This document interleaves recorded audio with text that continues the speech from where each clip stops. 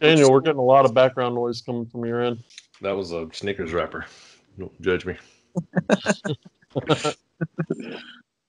Halloween, man. Yep. Got to indulge in the candies. You got to. Hello, everyone, and welcome back to the Midnight Monster Corner podcast. In the words of Randy Quaid on Independence Day, hello, boys, I'm back. Alongside me is Corey Pete. What's up? And Tony Arroyo. What's up, man? What's going on? So, yeah, I'm back. It feels good to be back. It's been a while. You guys have really been putting in some work. Proud of my boys for holding it down. I would have gotten here sooner, but we have had a pretty busy last month or two. We finally moved into our new house. We're loving it. We're just living out of boxes right now, so we still have a lot of stuff to unpack and all. And finally got the last little bit of stuff out of storage tonight. That felt great. Now we just gotta get everything set up. So a little bit at a time. Moving sucks. It really does, man. It's not a fun process whatsoever. No. But man, it's good to have you back though, brother. It's good to be back, man. It's good to be back. Like like I was telling you earlier, I listened to some of the older episodes today, and the one where you're talking about your director spotlight, where y'all talked about George A. Romero. That was a good episode.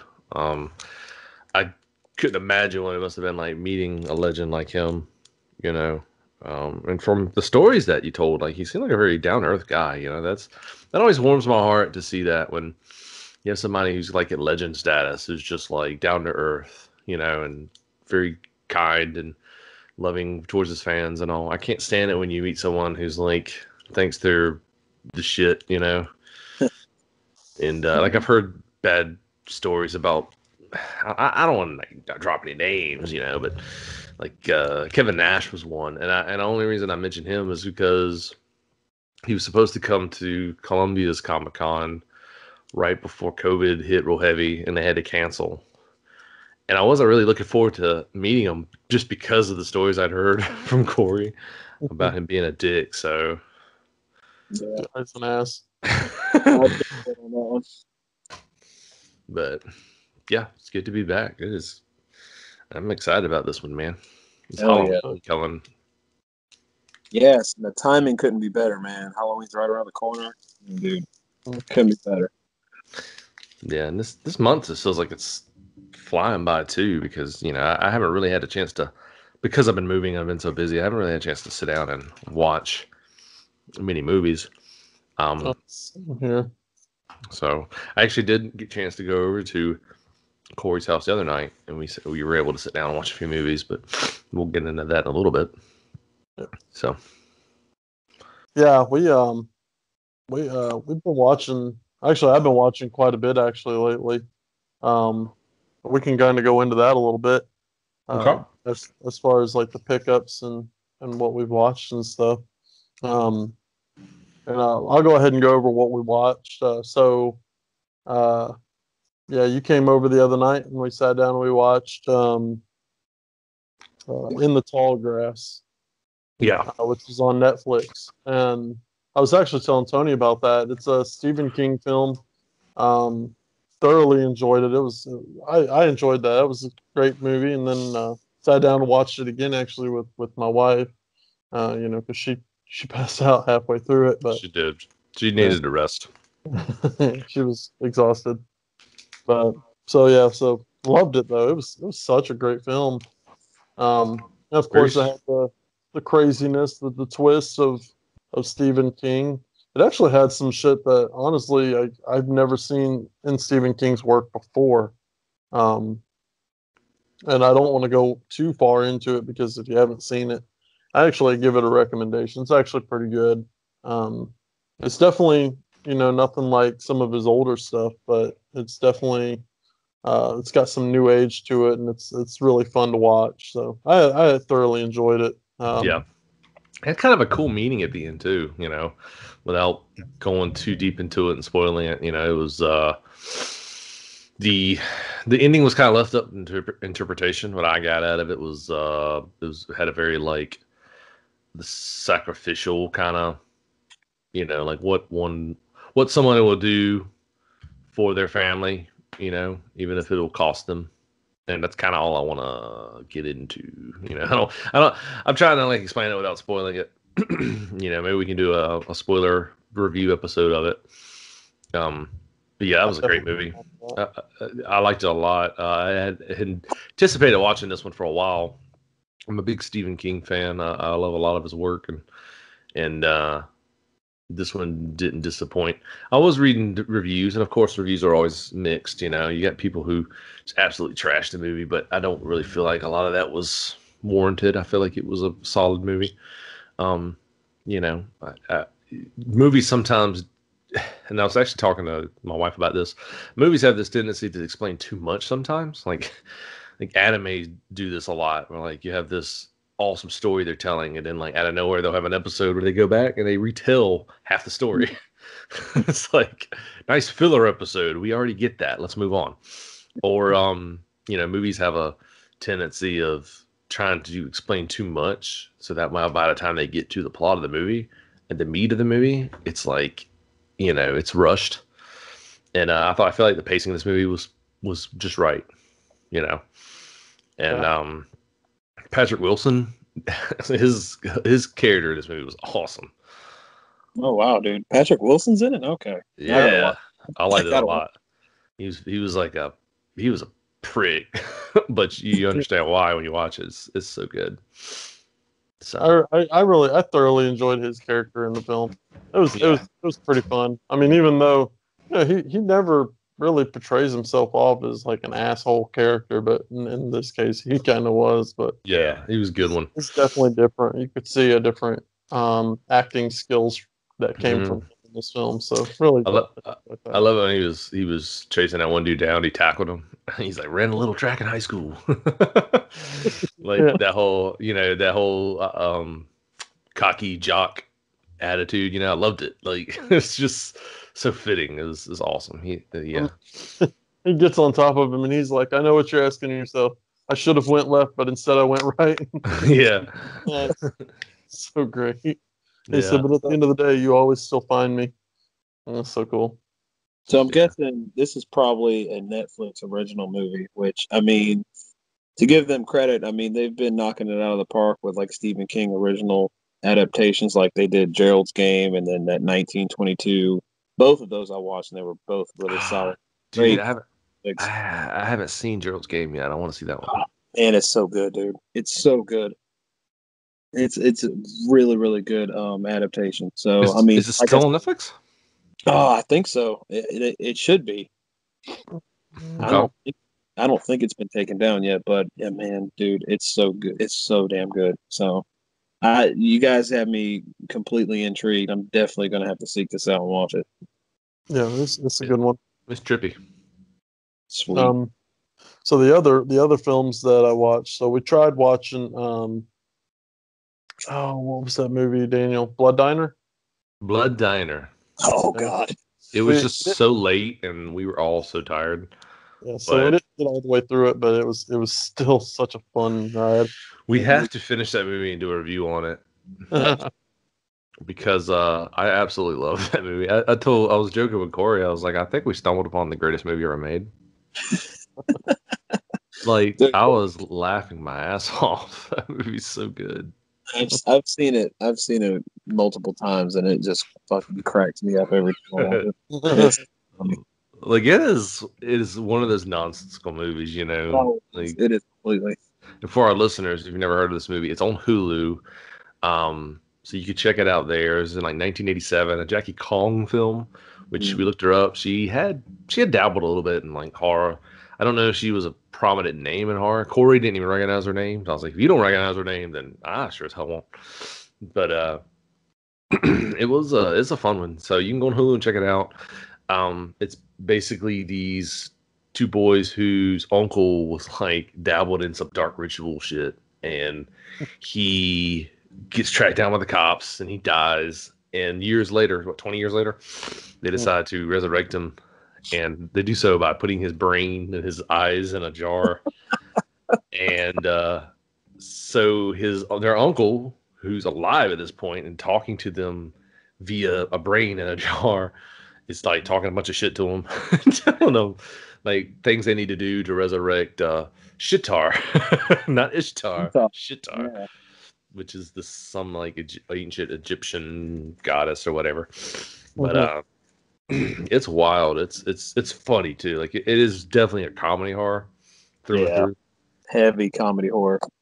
So, like, I think one of the last scenes we had watched before turning it off, because it was like, at this point, it's like 2 a.m. And I just could not hold my eyes open. And I don't know if Corey probably could have stayed and hang, but Yeah, I was pretty I tired. Like, everybody was passing out. But the last scene we had saw was the one where he because the whole movie, one of the chefs, one of the brothers in the movie, has this like weird vendetta against one of the fat guys that always eats there. Like, and he's got this obsession with wrestling. So like, as he's cooking, he's watching wrestling. He gets really into it. And he runs over and jumps over the counter, and he grabs this dude by the head. And he's like choking him, and like no one seems to care. I And so like how later on, I like how he gets into like a real quick mood and just start throwing lettuce and shit at the TV. What the fuck is going on? he's getting into it, man. And there's a scene where the big guy gets his bike breaks down or something. He's on the side of the road. The chef's driving his van, and he sees him, and he thinks it's gonna be funny just to run him slap over. So he runs him over, and he looks in his rearview mirror. The dude's alive. So he runs him over again, and there's like this 10-minute scene of him just running this guy over. There's so much nonsensical shit in that movie, though, but it is so much fun. So much fun. Yeah, it's like honestly, man, I think what they tried to do with it was make like a loose like remake of Blood Feast. Because it has, That's what I felt when I was yeah, watching it. that's what they tried to do. It has sort of the same story, but it's just taken in a completely different direction. So, Yeah, and yeah. then the sequel came out like in the early 2000s or whatever, which was just off the wall. Like I think I talked to you about that, Tony, like a while back, but you should check that out because they went that route with that movie. Hmm. I actually have it. I just have never watched it before. The sequel, Yeah. yeah, and they went the complete opposite route. Like the first movie's so serious tone and everything, and then the sequel is just, in my opinion, god awful. I'm surprised Shriek Show even touched it. Me too, honestly. It doesn't seem to fit their catalog, but No. it is. But, so yeah, so back on to what I watched. So I watched those two films with Daniel. And then I ended up watching another one, and that was called uh, The Girl on the Third Floor. Now this is a film that stars CM Punk, Oh, um, nice. I heard he who played in the horror movie. well he played in a couple of them now, because he played in Rabid, which was the Saska Sisters uh, remake of the Dave, original. yeah, David Cronenberg's Rabbit. Yeah. Yeah, and then and now this one. So I'm kind of hoping he does more because he's actually a pretty decent actor. Like he's pretty well. He's a pretty good actor. I like him, especially in the horror stuff. But yeah, this one I didn't. I saw a previews for it like a long time ago, and then just on a whim last night I was like, I'm gonna check this movie out. It's on Netflix, so I decided to just turn it on, and then I was like, "Holy shit, that's this movie! That's awesome!" So I started watching it, and I just kept getting further and further into it. It was pretty damn good, actually. Storyline's great. The acting's great. Honestly, there was nothing that I couldn't find wrong with the film. Like I believe there was even some CGI moments, and it wasn't bad. Like you couldn't tell it hardly. So the only thing that I was left wondering was what the hell I mean, if you guys watch the movie, you'll see what I'm talking about. But there's this thing in there called the nymph, and I couldn't figure out what the hell that was or where it came from in the storyline. So that's the only thing I was left wondering at the end of the film. Yep. But even the end of the film, I didn't see coming, and I really enjoyed it. So I like it's pretty cool. oh, Um, the The other film that I've is that it? I think that's it actually. Yeah, I'm pretty sure that's all I've watched. And as far as what I've bought, um, I went to Dollar Tree the other day, and Dollar Tree actually has a couple horror films. Found Murder Party, which I know nothing about, but it looks crazy. Such a good movie, dude. That's a good pick. Oh yeah, dude, it's awesome. And The Signal. I haven't seen that though. I saw it like a while ago, and it almost kind of reminded me like an early version of The Purge in a sense. Mm. Not so much like it was like a signal that was being broadcast that made people essentially want to kill other people. What about you guys? What have you watched? What have you guys bought? Tony? Yes, sir. Yeah. As far as watches, man, I haven't really been able because I've been working on the kitchen and getting it all squared away and stuff like that this week. So I kind of didn't really have a lot of time to sit down and watch. But I did watch one thing. It's not really a horror film. But I've been on a David Lynch kick lately. I mean, it's got some horror elements in it, but it's definitely not a horror film.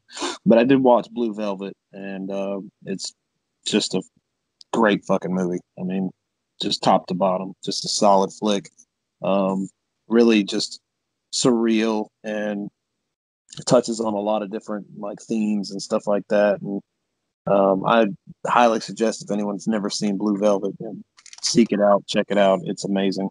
But as far as pickups goes, I was able to buy one thing. I went to Scratch and Spin the other day just to kind of tool around there. I haven't been in there in a couple weeks. So I went in there to see what Eric's got, and I came across the Fright Night soundtrack on vinyl and snatched that up really, really quick because I freaking love the music in that movie. So yeah, I picked that up. Didn't pick up really any movies, but I couldn't leave the store without it, man. I had to grab that. So that was my lone pickup. Okay. Yeah. You said something about you watched a movie where about the signal that shoots through the air and makes people want to kill each other, and I was like, CNN.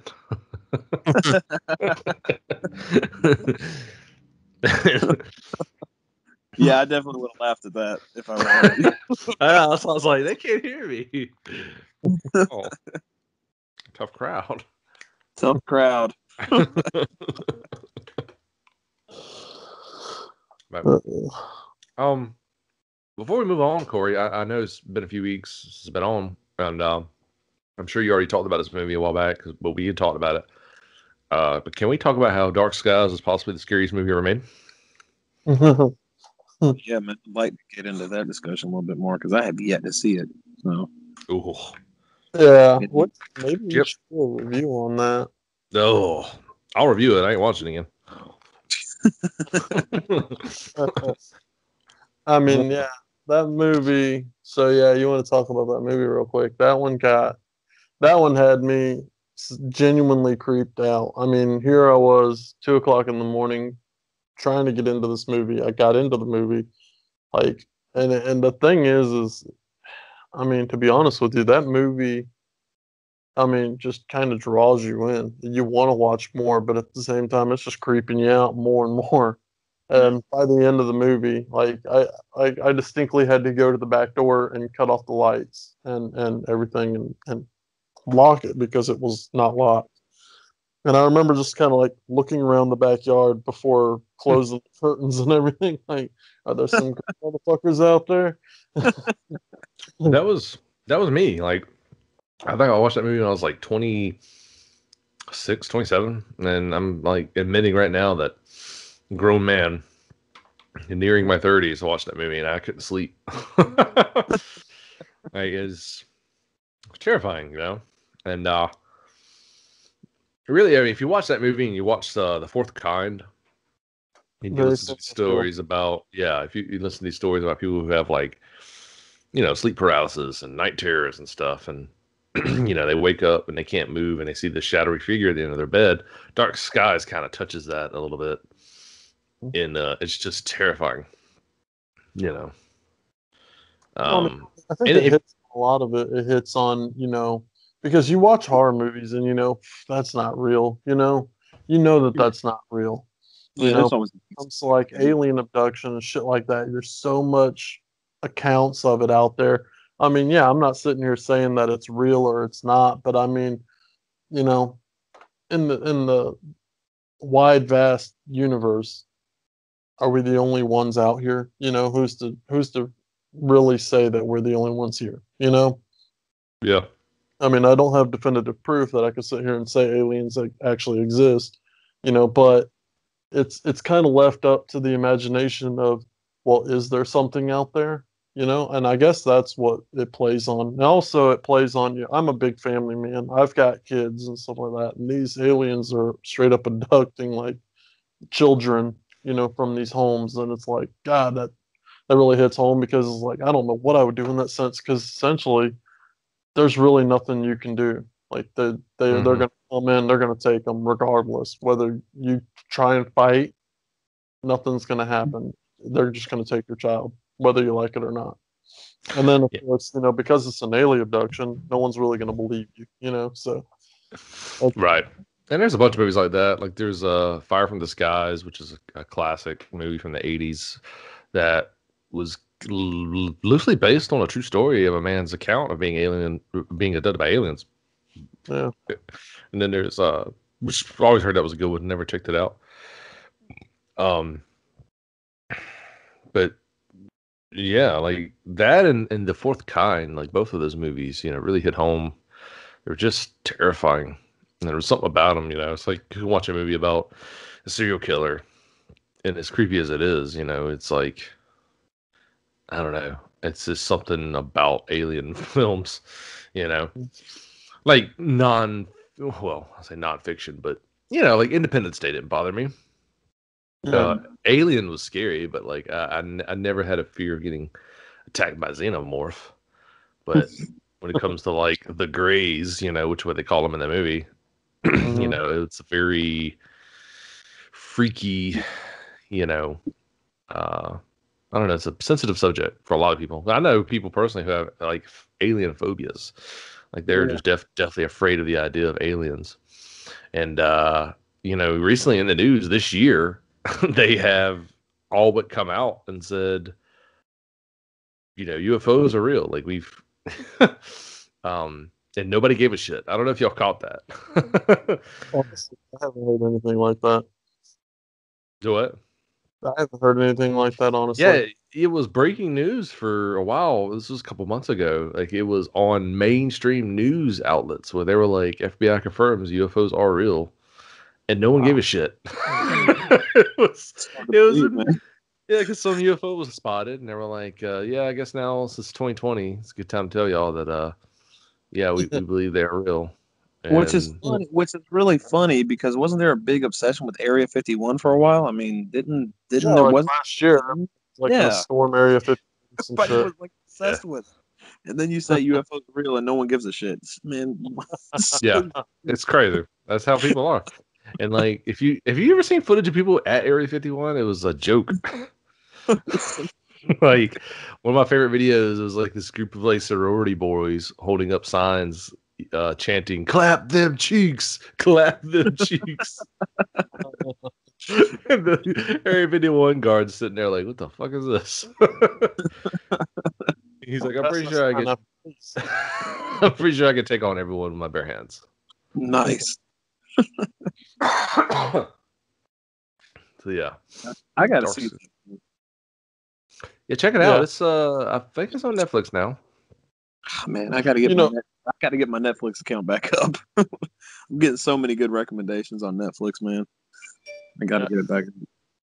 No, Daniel, one that Tony and I watched a while back, and I actually have it because I love it. It's a great movie, but you check it out. It's about aliens, but it's called Almost Human. Yeah. That's a good one, man. 1974 or 2013? Almost Human? Yeah, okay. So this is the one I had my hands on in your collection because we had talked about watching it. for our like sci-fi run we were doing. Yeah, dude. Yeah, I want to check this one out.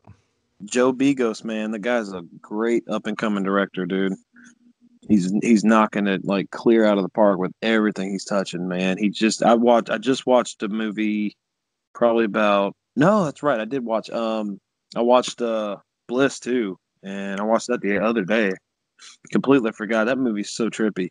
But that's another one of his movies that that's I think it was fairly recent. Came out last year.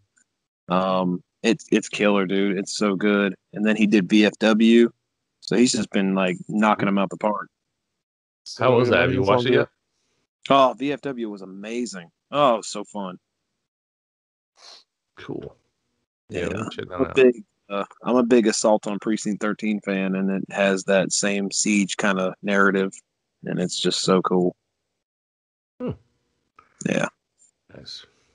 Like I said, man, everything he's been. I haven't seen a movie from him I didn't like, so he's killing it. Even Mind's Eye, which is like a Scanners clone movie, I thought that was pretty good too.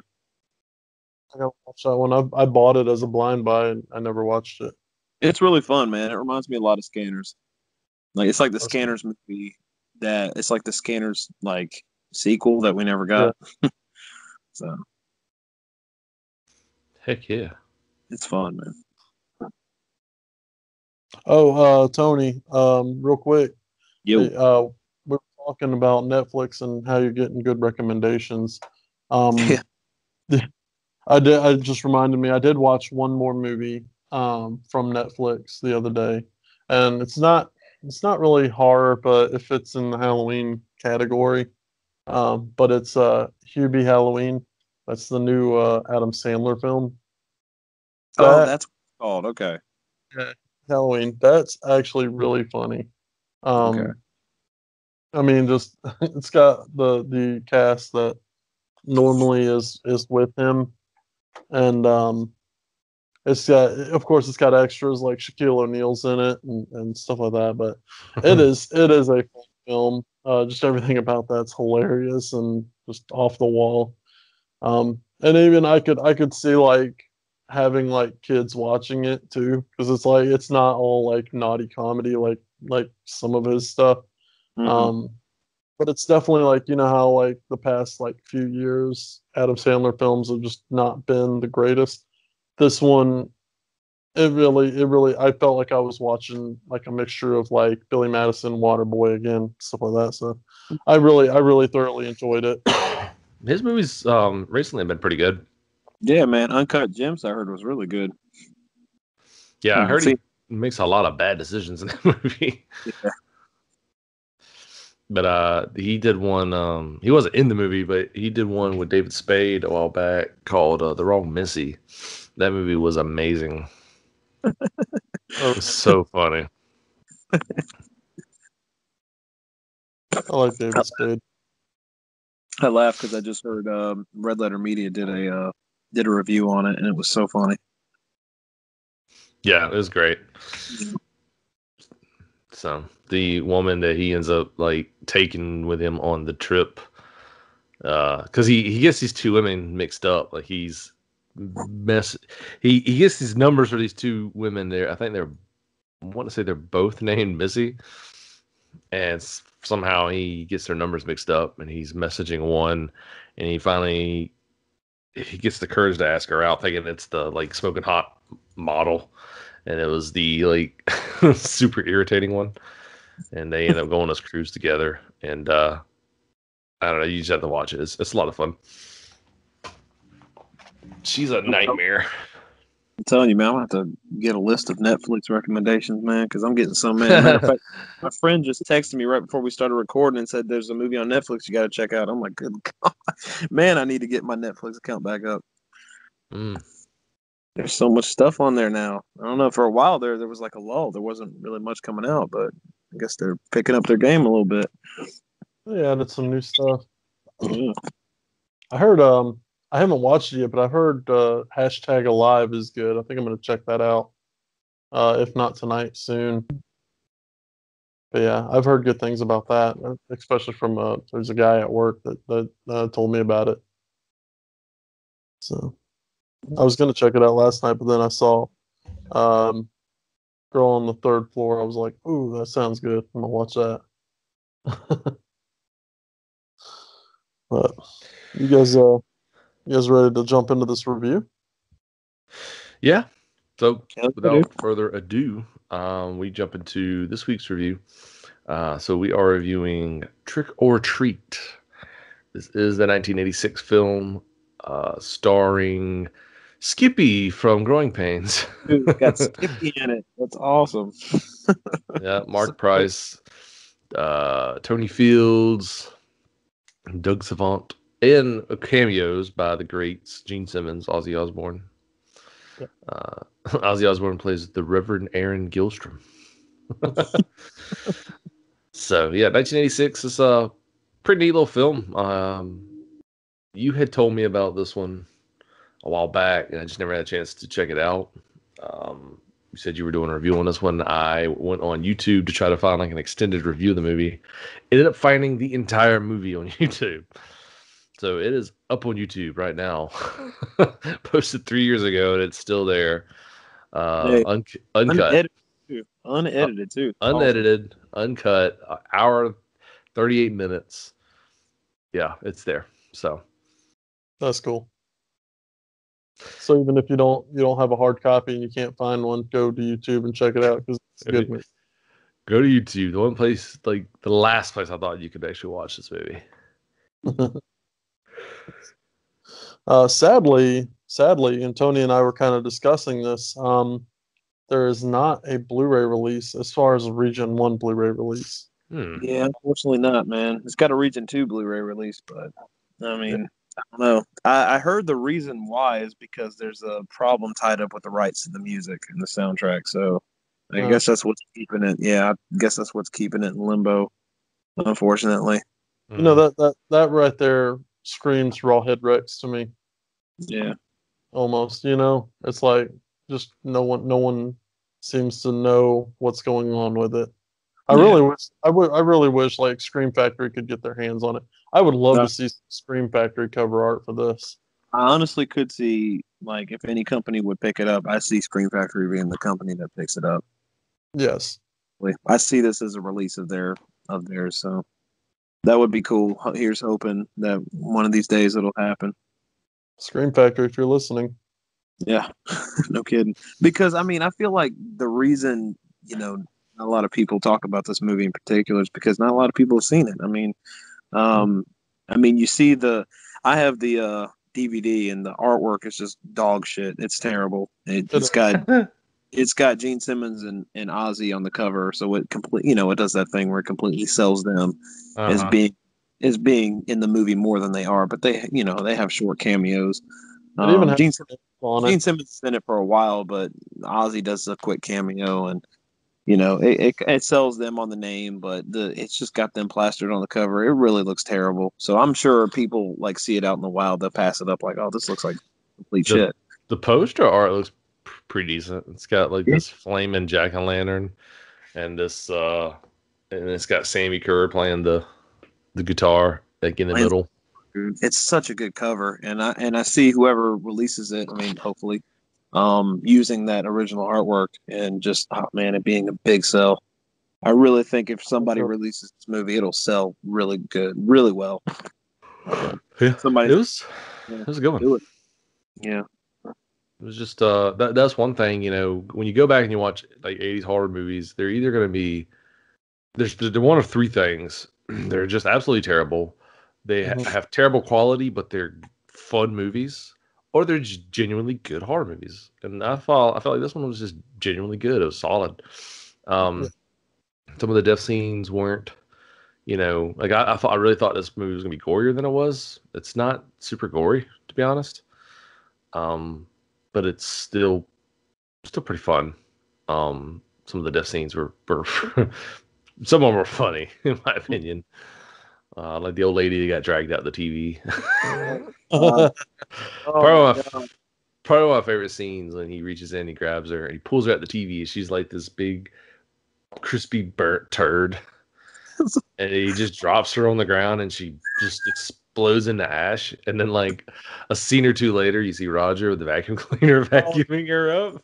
Oh my God! When he had the vacuum cleaner and he was trying to vacuum it up, I was dying. I absolutely died. It was so good.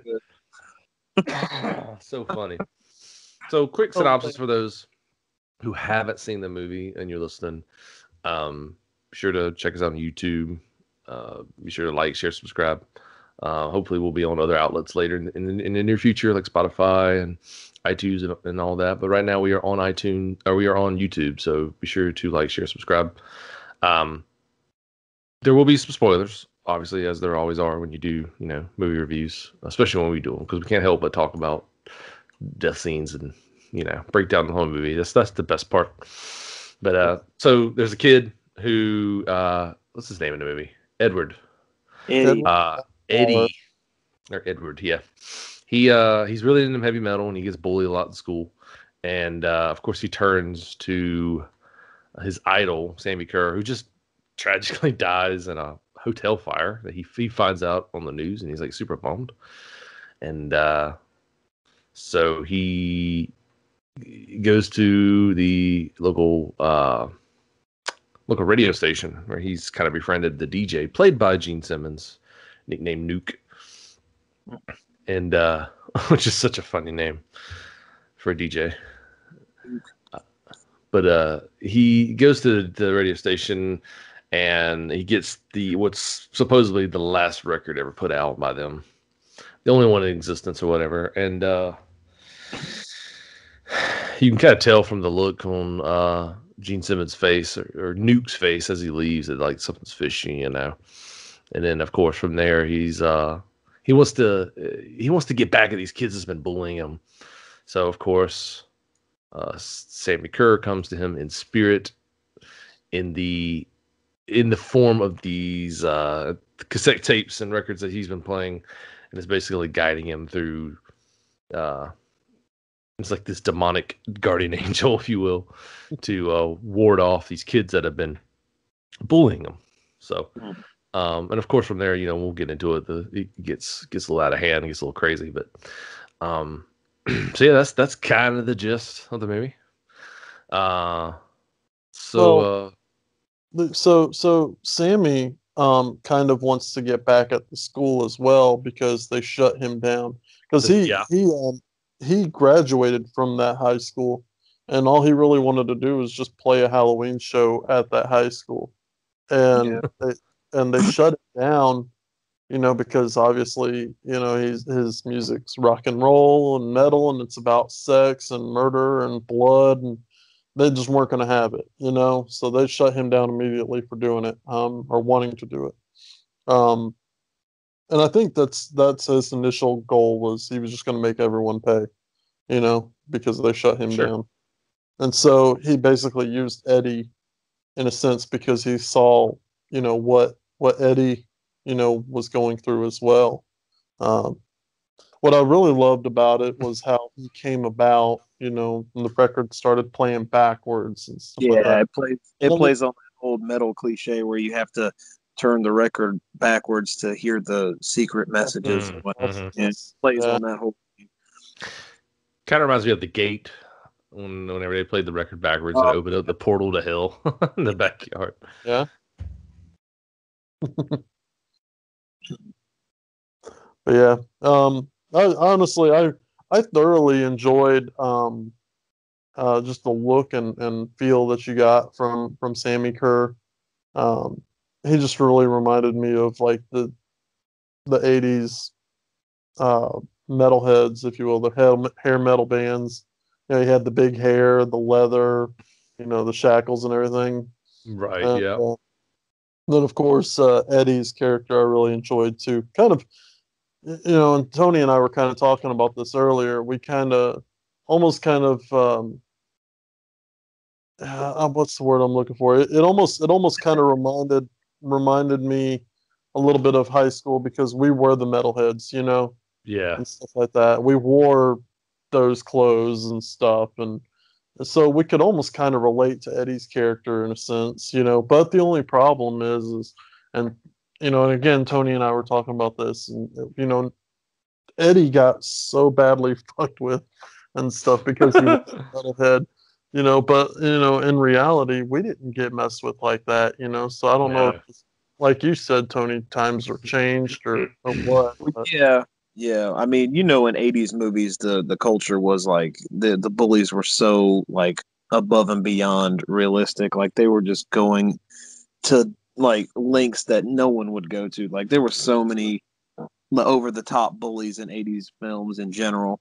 But I don't know, man. The experiences we had in high school, we were the metal kids, but no one ever fucked with us. Like it was like I don't know if they were scared of us or like we were blast our music and they would be like, "Oh my god, these they were just like completely freaked out or whatever." I don't know, man, but we Yeah. never got with in high school. So Times have changed. I'll also like. I don't think that ever happened because even back when like the punk days, like you mess with the punk kids, like they'll beat the shit out of you. right, Like so, these guys are like teaming up with this poor kid, like the one bully in the show or the movie. What was his name? Tim.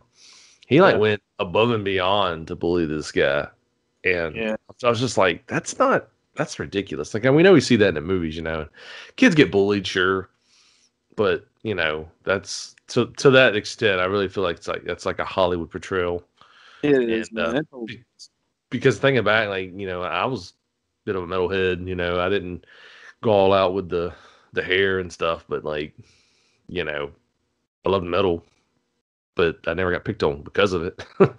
But exactly. if somebody found out about it, they'd just be kind of like, "That's not for me." Times have changed though, because metal has really seeped its way into mainstream stuff now, just like anything else. Like, kind of irritates me to see like how everyone's watching anime and watching reading comics and listening to metal, and it's like no big deal. And I'm like, what the fuck? Like, I was doing this stuff in high school, and I was an outcast. hmm Like, what's that about? What's that about? Yeah, I mean, like I said, dude, it they play on that '80s bully cliche kind of thing where they're just over the top, and I mean, it's always one head guy and his goons, and it's Yeah, it's it's always like that. And I mean, like I said, they give him absolute shit, and it seems like for no reason. Like he just is that punching bag, and you just feel for his character. And then I think it's emotionally resonant when when he finds out that Sammy Kerr like passed away, and he just like he felt like his last like bastion of hope is gone. So he just has this epic tantrum and just flips out in his room and just tears everything off the walls. You know, just yeah, just going just completely crazy because you feel like, man, this kid has nothing. Like he's got a friend who's kind of the geeky guy or whatever, but he just like he has a disconnect with his mom. You can kind of tell. Um, so family's not really there, and it's just like he's just alone, and he's a loner. And when his idol dies, that was the final straw, and he just completely loses it. So there's no going back. So you really feel that in the movie, the direction, the way they do it, they really portray it well. And yeah. you really do feel for his character. Like you bond with his character, especially being metalheads. We know, it's I don't know, you just have a kinship. So Yeah. This is like the horror version of Detroit Rock City. yeah, exactly. Because like I Yeah. said, my two favorite things ever is metal and horror. So like this is movie I feel like made for like me. So I enjoy the hell out of it. It's so much fun. I'd like to find a soundtrack of this movie. Actually, Dude, you know what's funny? I was the going to bring score it is up. actually really good. Huh? I was going to bring it up. I went to the flea market about a month or two back, and I found the soundtrack there, and I bought it. Fuck, It was yeah, dude, Nice. so cool. It was so cool. I know Fastaway does the most of the tracks and the score in the movie, which is a like a metal supergroup. It's got a bunch of musicians from different bands that come together and I don't know if they released a lot of studio albums, but they did play a lot of tracks and specifically for this movie, they were heavily involved in the track or in the soundtrack. And I know there was a story where Blackie Lawless, the singer for Wasp, was originally supposed to play Sammy Kerr, but because they couldn't get the rights to use his music, and he wanted to use his music. That kind of like dwindled, and they ended up going with Tony Fields, who I think is really good as Sammy Kerr. He plays the character well. Yeah. He looks the part too, which is pretty cool. Yeah, he does. Yeah.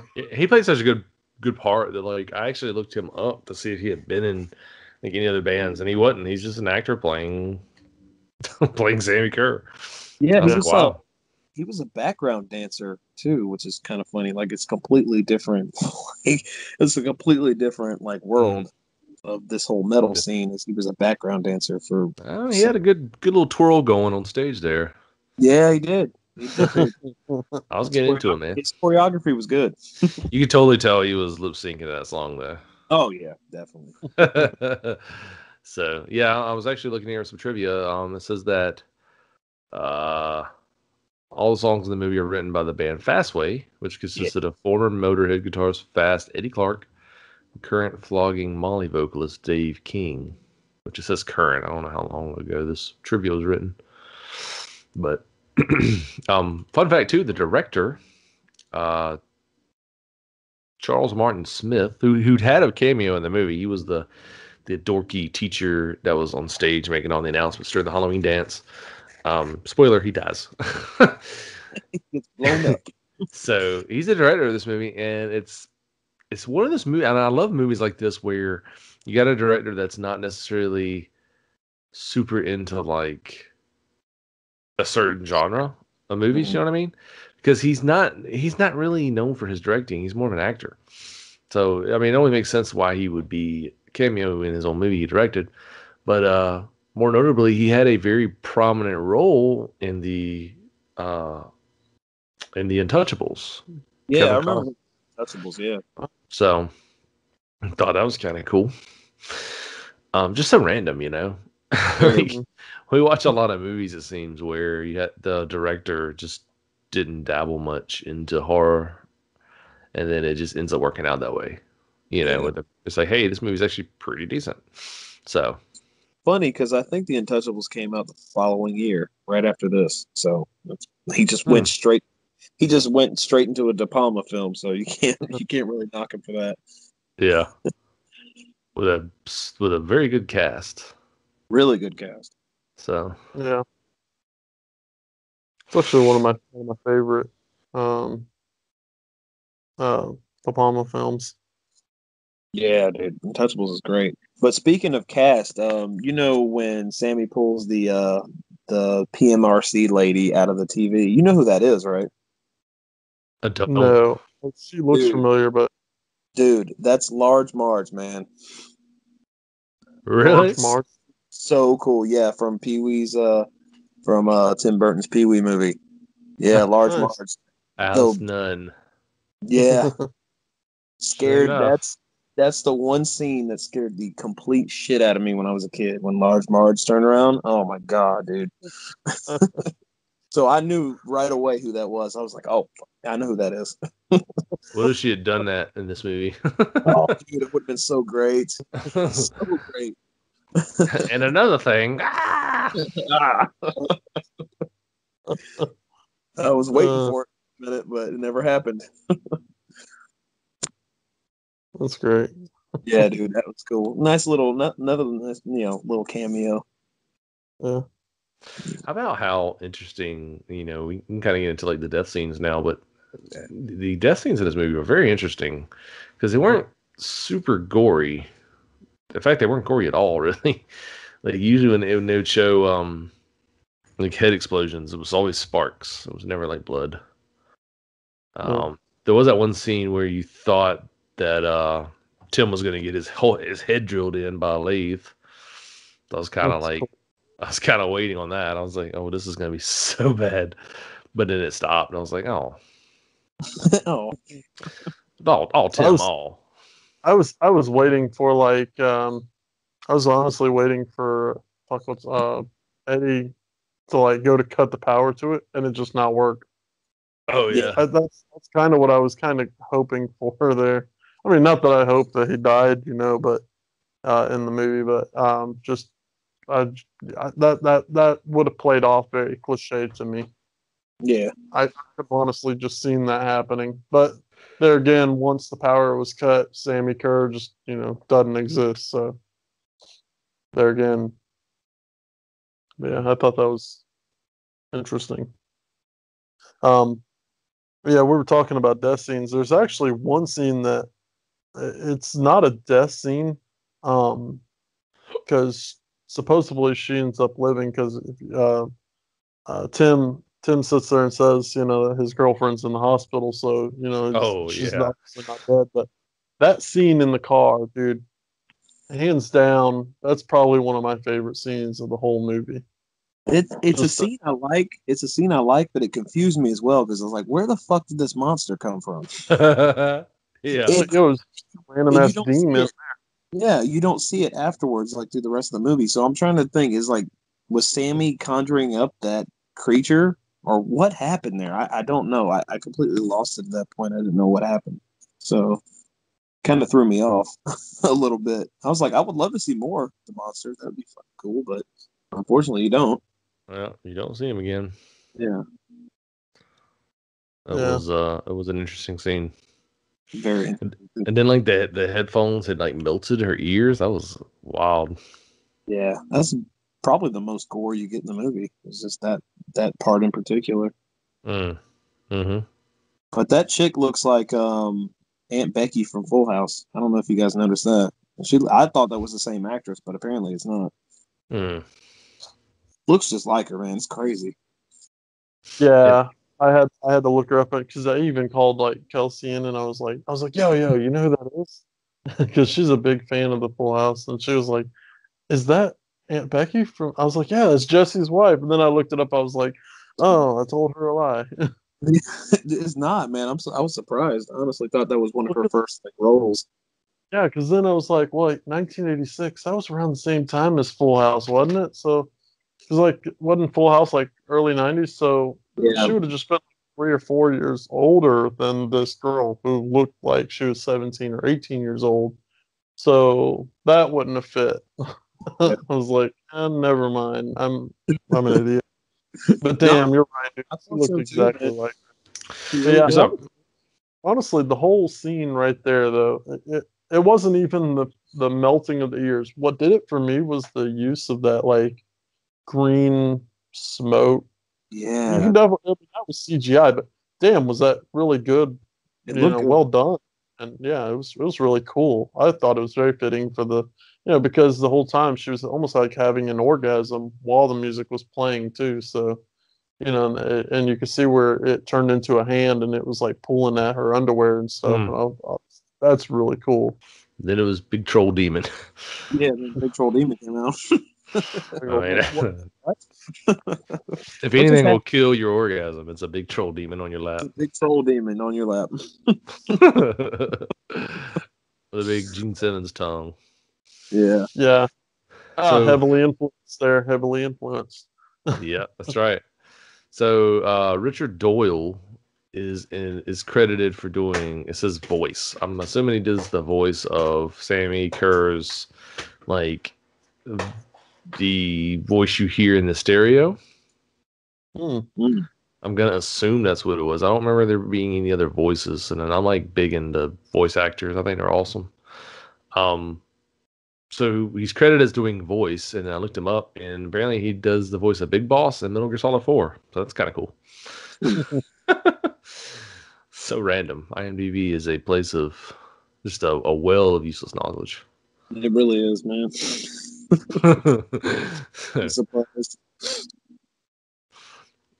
But so what are some other notable scenes? I know we got Ozzy Osborne has the cameo of the preacher. That was pretty great. Pretty funny. Which you later find out through dialogue that he actually dies in the hospital later.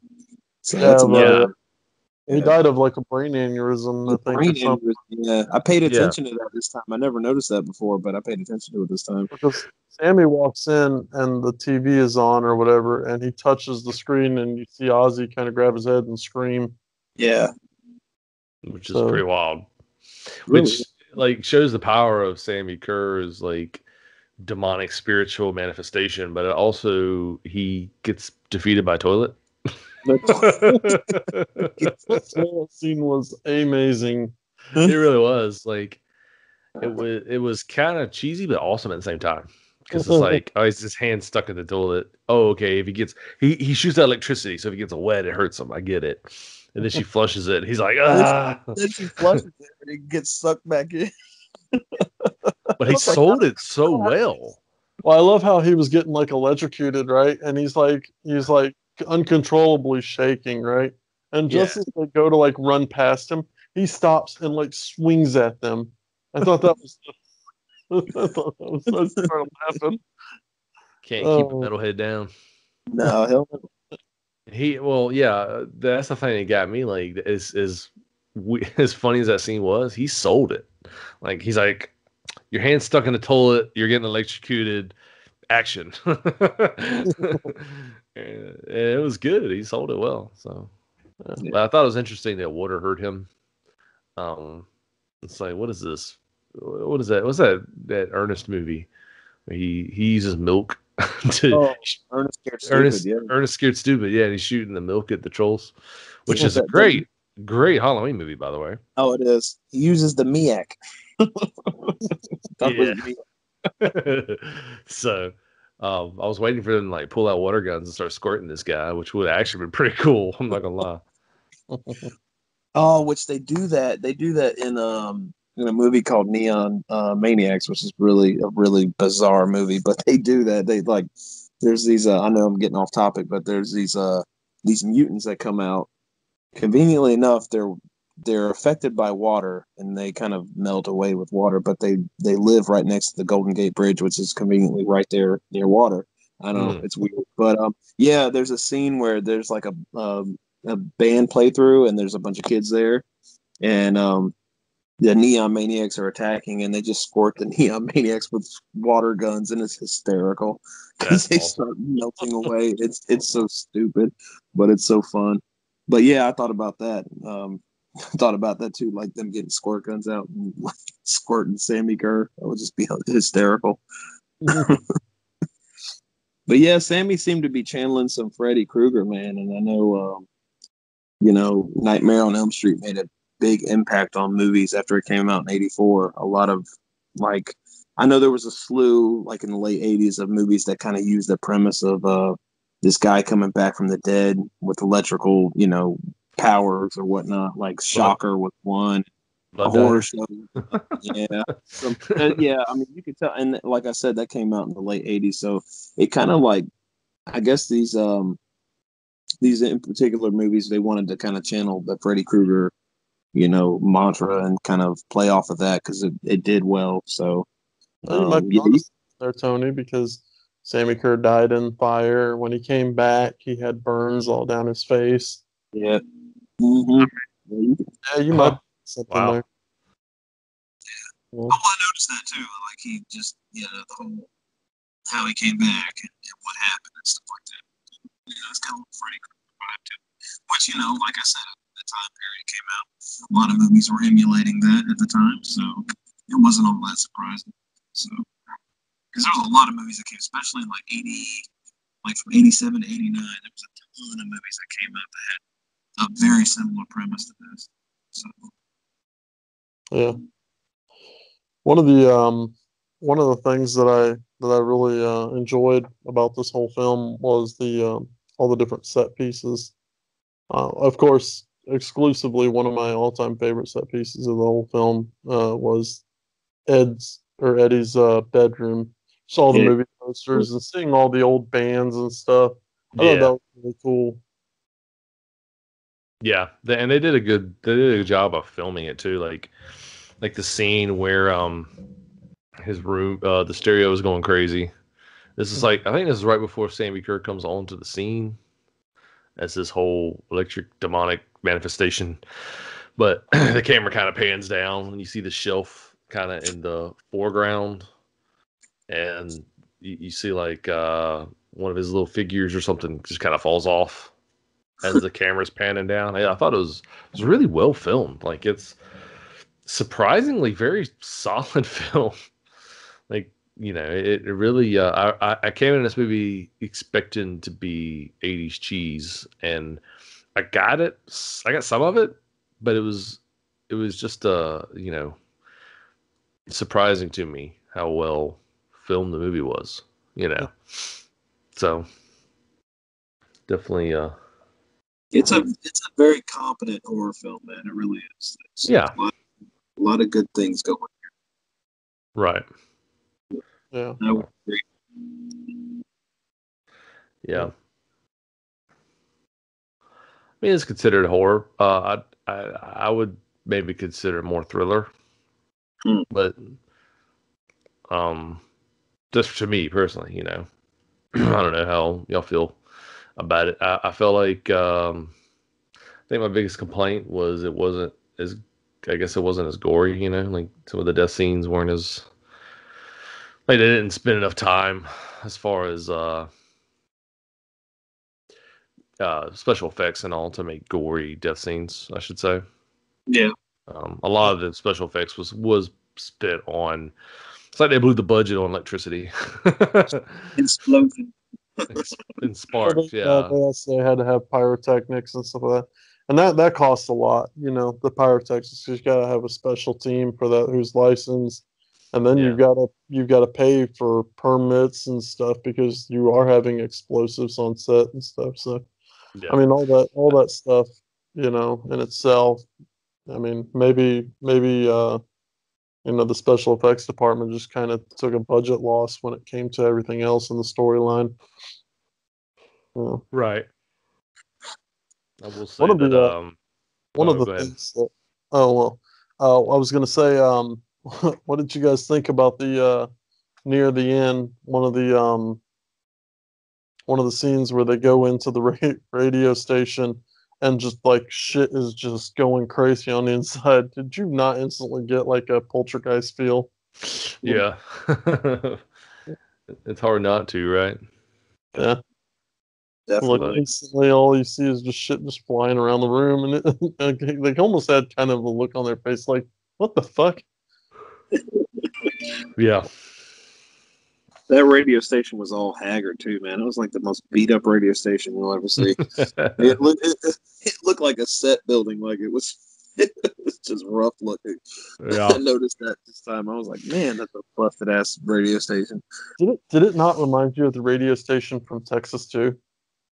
It kind of, for some reason, it reminded me like they pulled it off of like the 976 Evil set for some reason. I don't know why, but I kept thinking of that every time I watched it. I was like, this looks like something that would be on that movie set. For some reason, I don't know why my brain just equated that movie to it, but it did. I have no idea why. I kept thinking about that for some reason. That's cool. But yeah, I love toward the end, which is funny, they were trying to, keep Sammy Kerr from playing this Halloween party, and all the kids the bullies from school are like, oh, this metalhead, what does he know? And this and that. They're just like making fun of him and shit like that. But I mean, telling you, when Sammy gets on there and starts playing with the band, all the kids start going crazy, man. They love this shit. So Yeah. it's just kind of funny, Mm-hmm. It's like we were wrong. We were wrong the whole time. I will say during that chaotic scene, and it was very fast if you didn't catch it, but one of the kids is dressed up like Humpty Dumpty. Humpty Dumpty. And they're just they're just sitting there on the balcony chilling, feet swinging, and then like he starts going crazy and shooting lightning at people and they're exploding. And the person who's dressed up doesn't get down. Like they just sit there, like no fucks given. They're just chilling, like watching their friends get blasted away, like Mars Attacks. And he looks up and shoots Humpty Dumpty, and it just explode. Body parts go flying. That was a good death scene. That was funny. Yeah. So hats off to them for that one. I did like that whole sequence reminded me of Carrie. I mean, you couldn't help it. Yeah. I agree with you 100%. All the way down to like how they went to the doors and they couldn't get out of the, Yep. Which, why are the doors locked, yo? Good question. Want them to get out. I think he just used his I don't know, man. Sammy's got some like mind powers too. If he can conjure up these little creature, or not little creature, he's a fucking monster, but he can do that shit. I mean, there's no telling. I really didn't know what extent his powers had. I didn't know what else he could manipulate and do. That's one thing. I was just like, I don't know. It seems like he can do whatever. You should have brought a towel because water apparently is. Yeah. And then Dude Man drives the car off the bridge with him in it. Well, I like that. I really like that, how he was able to capture Sammy in the backseat of that cop car. That was pretty cool. Well, you know what, dude? I was going to say, I love the fact that they play. So Eddie plays on his ego, a rock star ego, to get him there, which was really fucking cool. I like that he did that. Yeah. Because if anyone knows anything about rock stars, some rock stars have a fucking big ego. So if you attack their ego, especially when it called him a poser, that's what did it. Like as soon as he called him a poser, he appeared because he was pissed. Yeah. I love that, dude. That was so good. I noticed that this time. I'm like, that was brilliant. Like I love that little moment because it's so fit. You attack a rock star's ego, he's gonna fucking fly off the handle. So yeah. That was great way to do it. Can we also talk about the fact that you had hot volleyball girl falls in love with dorky metal kid? Yeah. Like, when does that ever happen? Deathgasm. That happened to Deathgasm. It did happen. It did. All caps. Because lowercase is for pussies. Yeah. Oh, such a great movie. So much fun. Yeah. I don't know. I was rooting for them. They had a pretty good little chemistry going. So I was like, oh, cool going.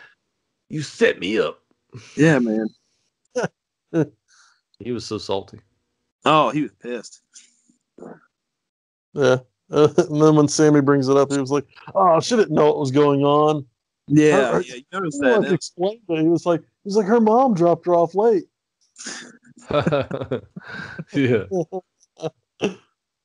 No, I forgot about the scene where he's grounded, so he's staying at home. He's not going to the Halloween party, and that dude comes up to pick up his mom, and he's dressed like Rambo. Yeah.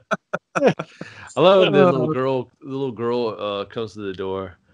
She's like, trick or treat. He's like, come back tomorrow. Slams the door in her face. And then when he leaves, he just dumps the whole bowl of candy into her yeah bag. I'll tell you a scene I almost spit my beer out was when he was he had antagonized the cronies, Tim and his cronies, and they were chasing through the halls. Oh, that's my favorite scene. That's one of my favorites. The dude jumps over the mop bucket and like slides out the door. I about spit my beer out. He goes right down the fucking steps. He goes flying, yo. Dude, there's so many like pratfalls and so much crazy shit. And then I love at the end of that whole thing. I love at the end when he's spraying the faculty with the he notices who he's spraying, but he keeps spraying them for some reason. He keeps going for like 10 seconds. Yeah, he's like, I'm already in trouble. Yeah, I guess that's what his thought process was. He's like, fuck it. I mean, I'm getting in trouble for it, so I might as well finish it off. Whatever.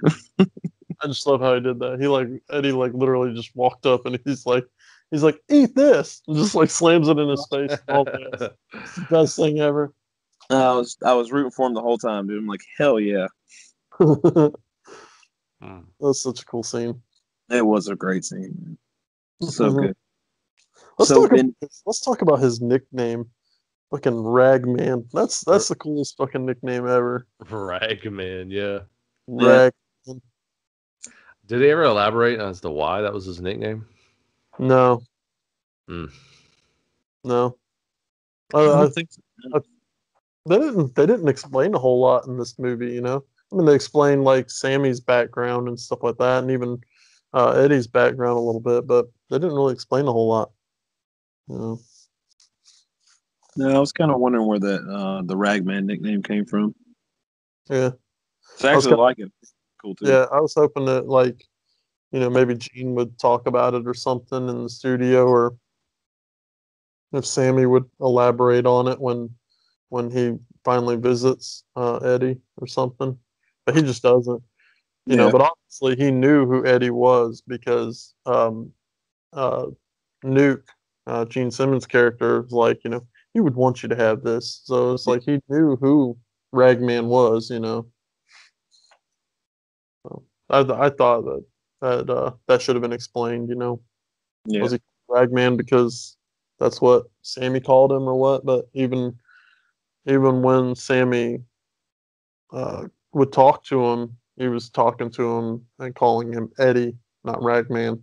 Yeah. Yeah. Well, I think he say Ragman one time, like when he first starts to communicate with him. I thought he said it one time, but maybe I think he said it when he walked in. Yeah.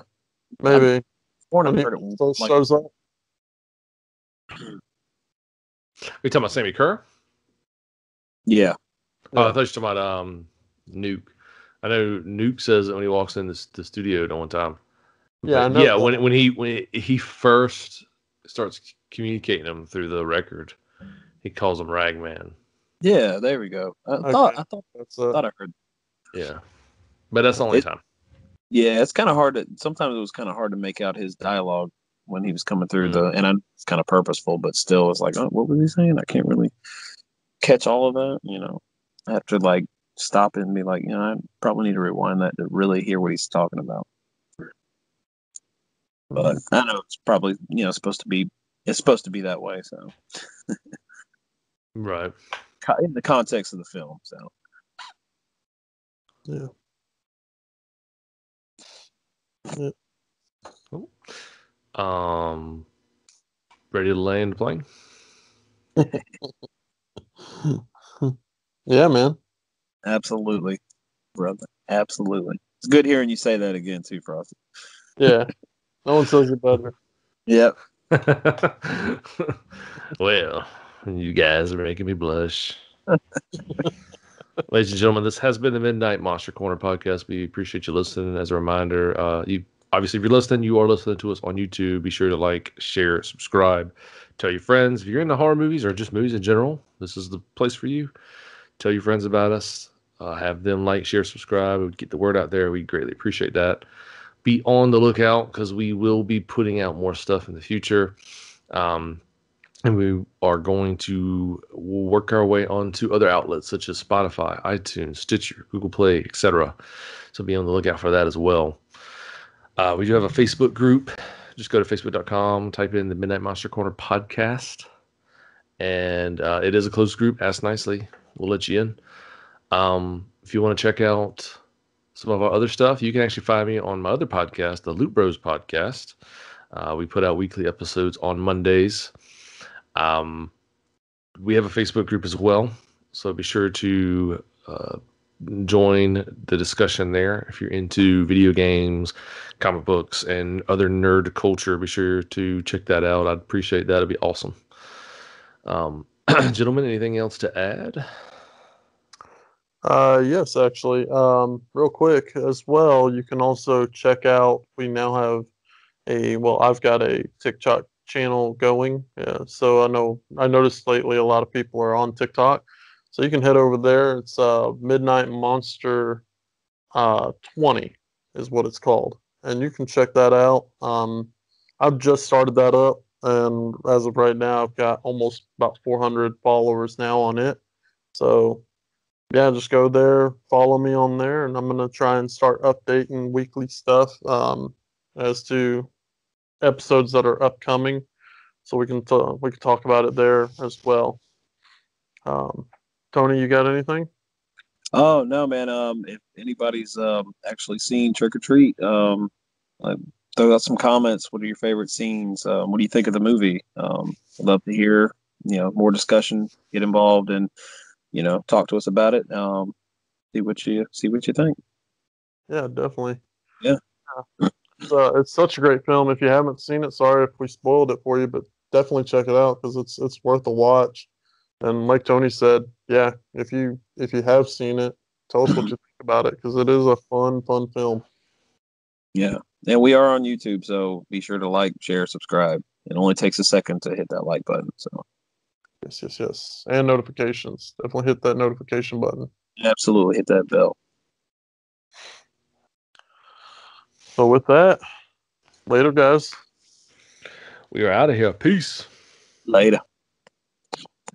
Bye.